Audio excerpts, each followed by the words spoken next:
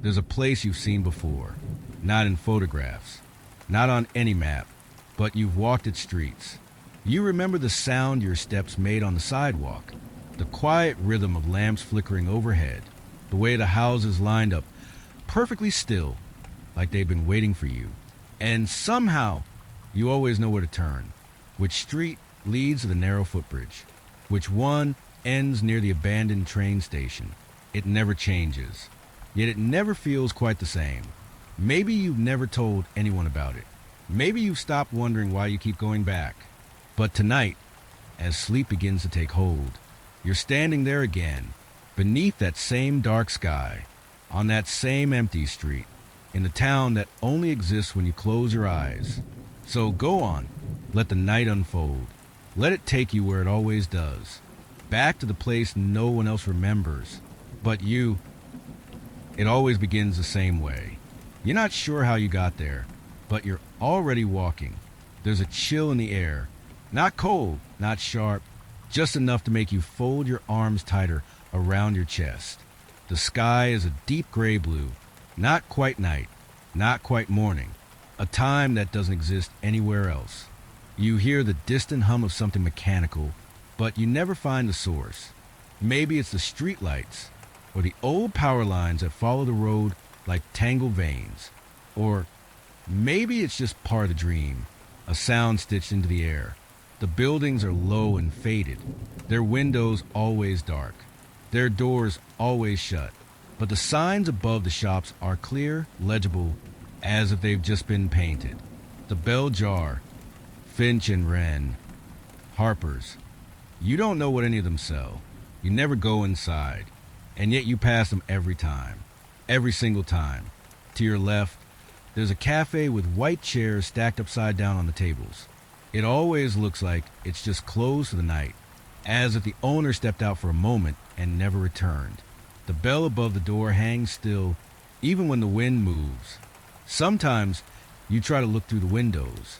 Sometimes you think you see movement, just a flicker, a figure shifting behind the curtains. But when you blink, it's gone. Maybe it was just your reflection. Your feet know where to go, even when your mind doesn't. They take you across the intersection with the blinking yellow light, always blinking, always yellow, toward the narrow street, lined with elm trees. The elms are tall, their branches reaching over the road, touching tips like hands in prayer. Leaves drift down slowly, falling not because it's autumn, but because that's just what they do here. Gravity works a little differently in this town. You reach the bridge. You always reach the bridge. It's made of stone, cracked and moss-covered, arching over a creek. That doesn't make a sound, not even a ripple, still as glass. You lean on the railing for a moment, letting your gaze trail into the water. But there's nothing there, no reflection, no fish, no sign of life at all. Just a quiet, heavy stillness, like the dream is holding its breath. A breeze brushes past you, carrying the faintest scent. Lavender, maybe, or rain, or something you used to know when you were younger. You don't rush. There's never any need to hurry in this place. Time isn't real here. It stretches and folds, like fabric left out in the wind. Sometimes, as you walk, you hear music, soft, distant, like it's coming from a radio in someone's kitchen. A melody you almost remember, a song you're sure you've heard before. But when you try to hum along, the notes vanish. The tune slips through your fingers like dust. Farther ahead, the houses begin. Neat rows of homes, each with small porches, chipped paint, and the same yellow porch light glowing faintly in the mist. You recognize some of them. One has the wind chimes that never move. Another has the wooden rocking chair with no cushion. You never see anyone on the porches, but you always feel like someone is watching. Not in a threatening way, more like curiosity, like the town itself is aware you've returned. You pass a mailbox with no name, a driveway with no car, a lawn that never grows, never fades, frozen in time. And then, at the end of the street, you see it, the house, the one that only shows up sometimes, the one you don't always find. But tonight, it's here, waiting, Lights off, curtains drawn. Still, you hesitate. Your hand brushes the cold metal of the gate. It creaks, always creaks. No matter how gently you open it, you step inside the yard. The grass is soft, damp, with that faint scent again. Lavender and rain and memory. The porch steps groan beneath your weight. 1, 2, 3. You always count them. You always will. You reach the door, place your hand on the handle, but you don't open it. Not yet, because the dream is only beginning. You open the door. It never locks. It never resists. The hinges sigh softly, as if the house has been waiting for you. And maybe it has. Inside, everything is dim, not dark, just muted, like a photo left too long in the sun. The light doesn't come from lamps or bulbs. It just is. Soft, ambient, like moonlight filtered through 1,000 curtains. The floorboards are cool beneath your feet, but not cold. They give slightly with each step, as if remembering your weight. They know you. They always have. The entryway smells faintly of cedar, and dust, and something older, like a book left unopened on a shelf for years. To your right is a hallway that leads nowhere you've ever gone. To your left, a narrow staircase. Straight ahead, a room. You always start with a room. It's a sitting room, though no one ever sits there. A fireplace, unused. A worn blue armchair angled toward nothing. And a mirror. The mirror is the only thing that doesn't belong. It's too tall for the room. It's framed too ornate. Gold, with carvings that don't quite make sense. Figures that shift when you're not looking. Shapes that resemble hands. Or wings. Or both. You stand before it. You do not see yourself. Instead, you see another version of the room. Identical but reversed. And in that reflection, there's movement. Not yours. Not now. Not quite. Sometimes it's a flicker. Other times, a full shadow. Tonight, it's subtle. Just the corner of someone's coat, disappearing around the frame. You don't chase it. You never do, because that's not what this dream is for. You leave the room, back through the hall, past the staircase. There's a door you don't remember.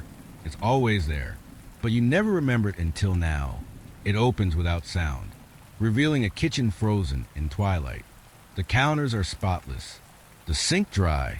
A teacup rests beside the stove, empty but warm, as if someone left only moments ago, as if they're still close. You notice a kettle, polished steel, no cord, no fire, but steam curls gently from its spout. You don't touch it. You never do. There's a calendar on the wall, the same page, always. April, no year, just April, and a red circle drawn around the 6. You don't know why. You've never flipped a page.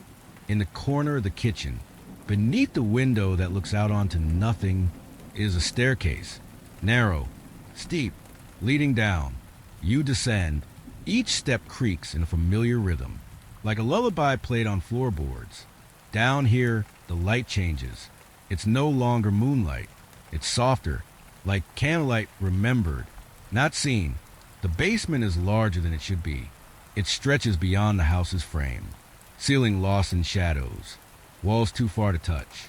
And yet, it feels warm, safe even, as if the dark here isn't hiding anything, but holding it gently.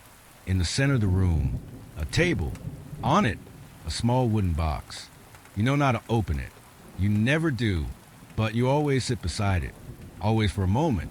And in that silence, you hear it, a heartbeat, not yours, not loud, but steady, coming from the box, or maybe from the walls, or the floor, or somewhere deep beneath.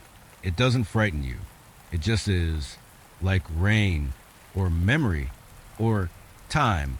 You rise, return up the stairs, but the kitchen is no longer behind the door. Now it's a hallway, longer than it should be, painted in soft gray, lined with doors, all closed, all silent.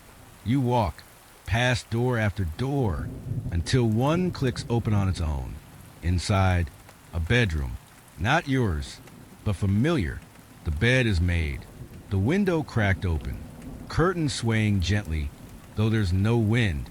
There are photos on the dresser, but the faces are blurred, not obscured, blurred, as if they moved while the picture was taken, as if they couldn't hold still long enough to be remembered. You touch one frame.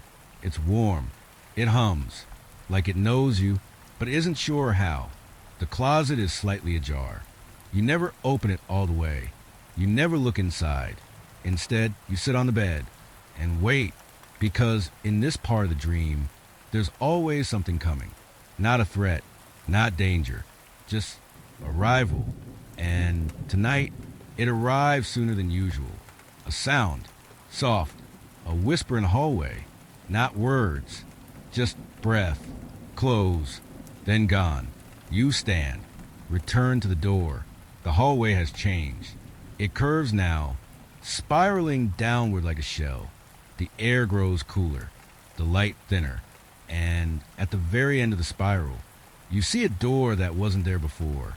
Black, without handle, without frame, just a rectangle of deeper shadow.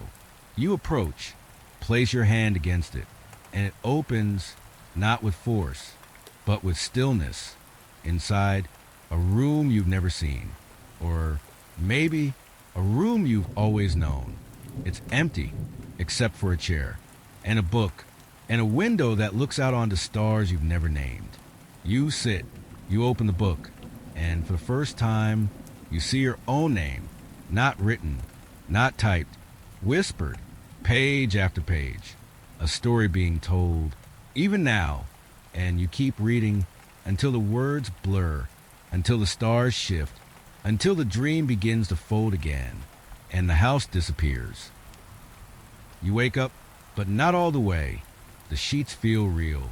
So does the weight of the blanket, the softness of the pillow, the warmth of your own breath. But something's off. Something small, subtle, like the ticking of a clock that isn't there anymore. You sit up. The room looks like yours, but it isn't. The photos on the wall are right, but the faces are wrong. Each one has your eyes. Every single one. You rise. Your feet touch the floor. It feels like wood, but sounds like sand. There's no mirror. Not this time. Instead, where the dresser should be, there's a desk. On it, an envelope. No name, no stamp, just sealed in red wax. You open it. Inside is a map, but not of any place you know. No roads, no names, just symbols. An eye, a spiral, a door with 6 windows, a house with no shadow, and a handwritten note. You're not alone in this dream. The message isn't signed. You fold the map, but your fingers tremble, not from fear, from recognition. You've seen this map before. In another dream, maybe every dream, you leave the room. Now the house is gone. You're in a street, paved in soft black stone. The sky is too low, like a ceiling stretched tight over a town that doesn't exist. You walk. Shops line the street, but their windows are painted shut. Signs swing in windless air, each one handwritten, each one in the same script as the note. Wait here. They will come. This is still a dream. You were the first. You don't remember being first. You barely remember coming here at all. But the street curves gently left, then again, and again, until it circles back on itself, and you're standing where you began. Only now, someone else is there. A woman, sitting on the curb, barefoot, staring at the sky with her eyes closed. You approach. She doesn't flinch. She just speaks. Calmly. It folds in threes, you know. You ask what she means. She smiles. Not at you, at the space behind your head. The dream. Fold 1, the house. Fold 2, the memory. Fold 3, the others. You're in the second fold now. You blink. She's gone. Only the impression of her remains on the stone. A warmth, a voice that lingers. You walk again, and the sky begins to shimmer, like glass held up to sunlight, like sleet cracking at the edges. A sound fills the air. Not music, not language, just frequency. You follow it through a narrow alley, past a flickering street lamp, and into a courtyard. There in the center, a well, ancient, lidless, stone covered in moss that isn't green, but silver. You peer down, not water, not darkness, but stars, moving, turning, shifting in patterns you almost understand. And then, a voice from behind. It doesn't lead down. You turn, a child, face blurred, clothing flickering between styles and centuries. It leads inward. They say, you can climb in if you want, but you can't come back the same. You don't speak, because you already know. You've done it before. The dream shifts. The courtyard melts into snow, but the snow doesn't fall. It rises. You float, not upward, but outward, away from the town, away from the map, away from the questions. And then, a train, sudden, loud but muffled, a single car, waiting on a track made of fog. You step inside. No seats, just mirrors, all of them facing inward. Each one shows a version of you, but they're all dreaming. Some smile, some cry. One stares directly back, awake, and that one whispers. The dream is folding again. You only have one fold left. The train moves, not on tracks, but through thought. You don't know where it goes, but when it stops, you're somewhere colder. A library, but the books are asleep. You hear their breathing. Slow, even, pages rise and fall like chests. You walk between the shelves, quiet as possible. On the far wall, a book left open. Its title, Those Who Return with Memory. Your name is on page 7, and again on page 93, and again on the last page, but not alone. Below your name, in smaller text, still dreaming, not yet found. The dream begins to tremble, not with fear, but with shift. The air grows heavy. A low hum builds from beneath your feet, as if the very idea of the dream is being rewritten. You run through the aisles, past sleeping books, through doors that lead to staircases that lead to other dreams, until finally, a clearing, just a field, under a night sky that pulses. You stop. The wind moves through you, carries with it the sound of footsteps, and one more voice. When you wake, don't forget the 6th room. Then silence, then sleep, then nothing. You lie still, or maybe you're floating. The boundary between the two has become thin, like silk left too long in the wind. A voice hums somewhere, not quite words, not quite melody, just presence. The kind of sound memory makes when it forgets to be quiet. You're back in the field. The stars above blink slowly, like eyes unsure whether to close or open. You don't move, because the air has weight now, soft, welcoming. The grass beneath you breathes, each blade sighs, and together they whisper, you brought something back. You try to speak, but your lips are made of light, so you listen, and the field continues. Most forget, most wake up empty, but not you. You feel a shape in your hand, not something you picked up, something that found you. You don't remember holding it, only that it's warm and old and quiet. You open your hand. It's a key, small, iron, worn smooth by dreams. There's no tag, no label, just a faint engraving along the side. 6. You sit up slowly. The stars rearrange themselves. You notice one is missing. The others shift to fill the gap, but you remember there used to be a star there, bright, watching, and now it's behind you. You turn, and there it is, not in the sky, but inside the door, a door that shouldn't be there, freestanding, no walls, just wood, painted white, with a brass knob and a lock. You stand. You walk to it. The grass parts for you, not bending, breathing. You reach out, lift the key. Your hand doesn't shake. The key fits. It always did. The lock turns. A soft click, and the door opens. Not fast, not loud, just enough for light to spill out. Not white, not yellow, just dream colored, whatever that means to you. Inside, you hear the soft ticking of a clock, not counting time, measuring memory. You hesitate, but only for a moment. Then you step through, and the door closes behind you. No sound, no wind, just quiet, soft, settling. You are in your bed, not the dream one, the real one. Probably. The sheets feel familiar. The pillow smells like sleep. And your hand is empty. No key, no map, no envelope. But the feeling remains. The certainty, the knowing that somewhere between the folds of this world and the next, there's a town you have walked through again and again, even if you forget its name by morning, and it remembers you. Room 6. You whisper aloud, without knowing why, a phrase with no origin, a room with no door. Not yet, but perhaps tonight you'll dream it again, and this time you'll remember more.